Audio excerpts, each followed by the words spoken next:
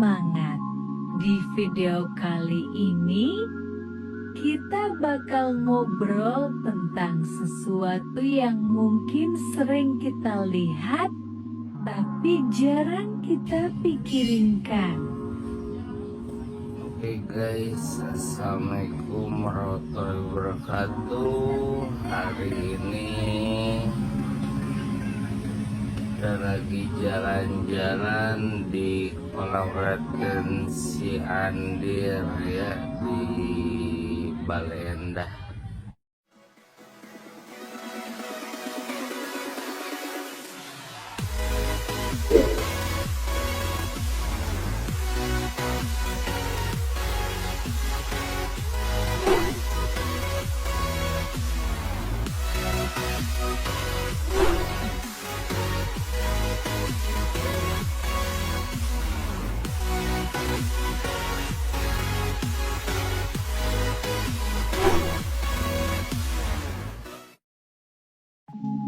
Apa yang kamu ketahui tentang kolam retensi Andir?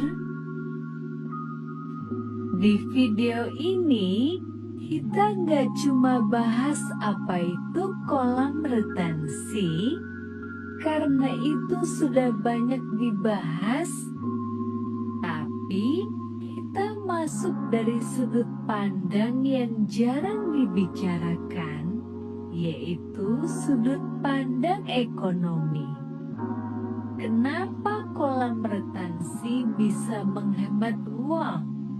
Kenapa kolam retensi bisa justru menciptakan peluang usaha baru? Dan apa hubungannya sama nilai tanah, UMKM, hingga stabilitas ekonomi masyarakat? Semua bakal kita kupas pelan-pelan.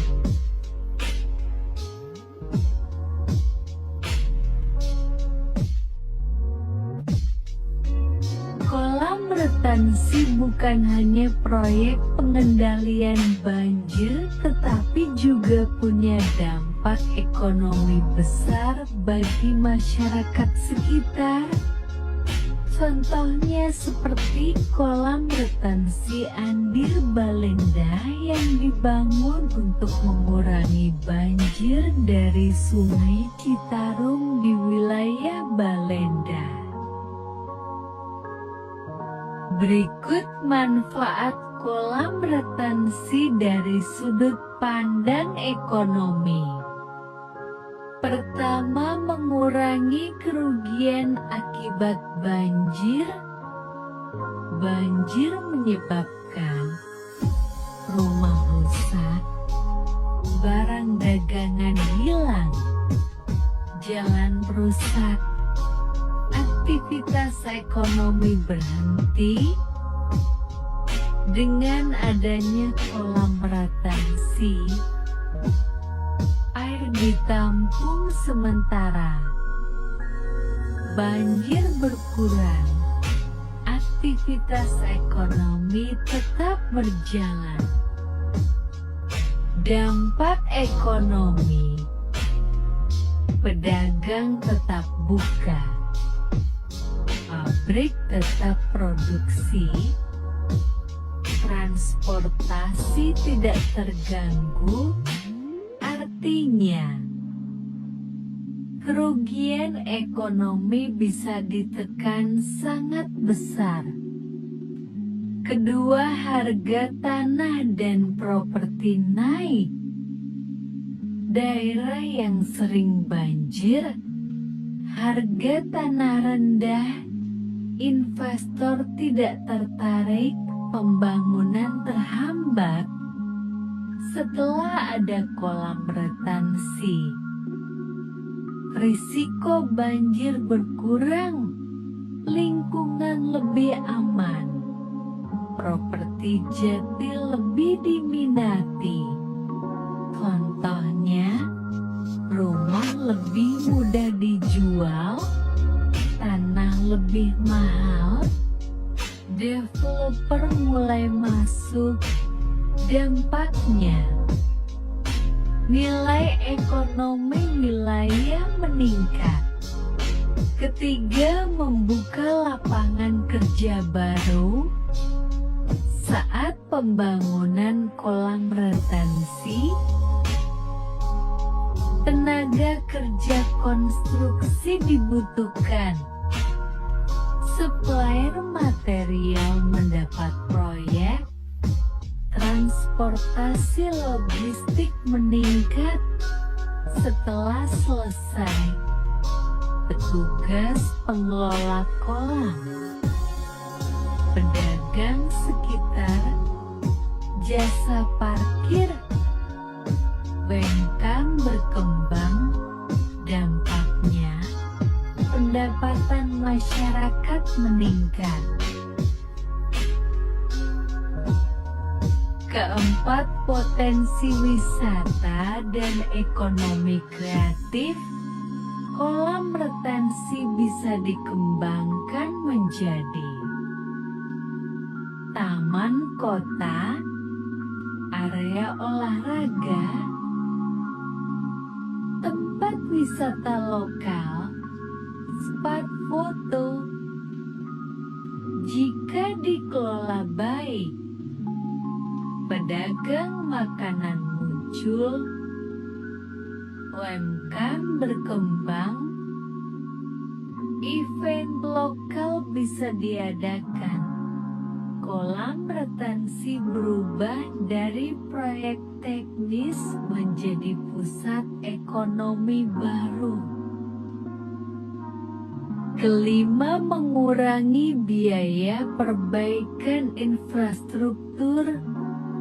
Banjir merusak jalan, jembatan,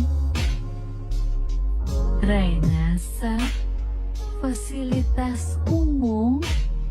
Tanpa kolam retensi, pemerintah terus mengeluarkan biaya besar. Dengan kolam retensi, infrastruktur lebih awet, anggaran bisa dialihkan ke pembangunan lain. Efisiensi anggaran, manfaat ekonomi jangka panjang. Keenam, menarik investor dan industri. Investor biasanya menghindari daerah rawan banjir karena risiko kerugian tinggi, operasional terganggu. Setelah ada kolam retensi, risiko berkurang, industri mulai masuk, kawasan ekonomi berkembang. Dampaknya, lapangan kerja bertambah, pendapatan daerah meningkat.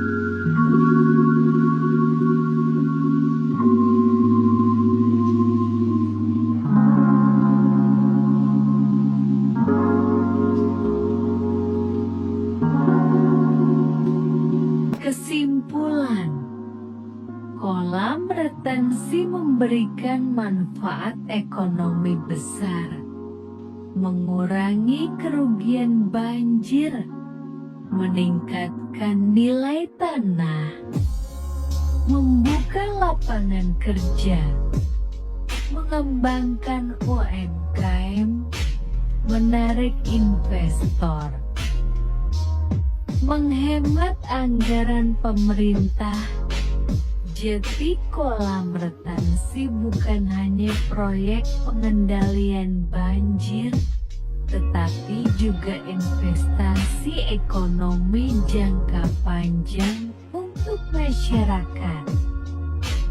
Sebagai penutup, kolam retensi Andir bukan hanya sekadar bangunan penampung air.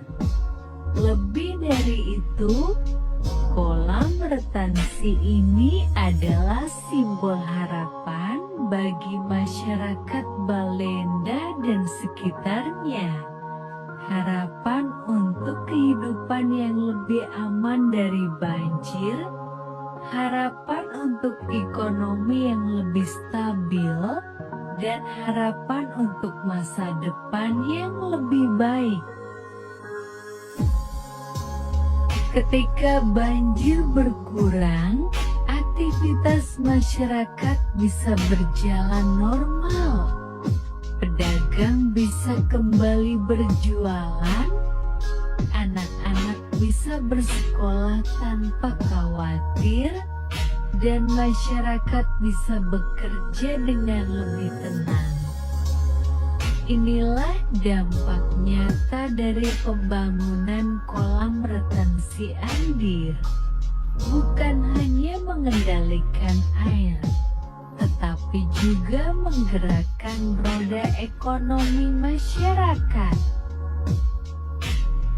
Kedepannya, kolam retensi Andir juga berpotensi menjadi ruang publik yang bermanfaat, bisa menjadi tempat rekreasi, ruang hijau, hingga pusat aktivitas ekonomi baru bagi warga sekitar.